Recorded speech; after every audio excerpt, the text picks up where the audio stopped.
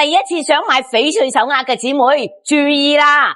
如果你唔想多使好幾倍嘅價錢去買翡翠手鐲，咁呢條視頻你哋就唔好錯過啦！連呢度源頭加工廠，從原石到成品都係我親力親為噶，少咗中間商，價錢就唔貴啦。其實好多做短視頻同直播間嘅，都係翻好幾倍嘅價錢賣俾你哋，所以啊，你哋買貨唔想俾人呃嘅，一定要揾源頭商家啊！連呢我喺平洲做咗30幾年啦，呢個工廠都有啲年代咁咯，揾嘅錢全部都用嚟買貨，一次性就買好多，所以就可以薄利多銷咯。要資金回籠噶，唔講咁多啦。睇睇新鮮加工好嘅手鐲啦，先睇呢條白月光手鐲，種水冰冰膠膠，好似月光咁。再睇睇飄綠花手鐲，種水膠膠潤潤，有深有淺嘅綠，好精緻。到呢條係情緒手鐲，種水膠膠潤潤，有微微嘅熒光感。仲有呢條白底青手鐲，種水膠膠潤潤，綠色係好辣嘅洋綠色。最後一條係春彩手鐲，種水膠膠潤潤，紫色顏色好甜。中意嘅快啲報個圈口啦！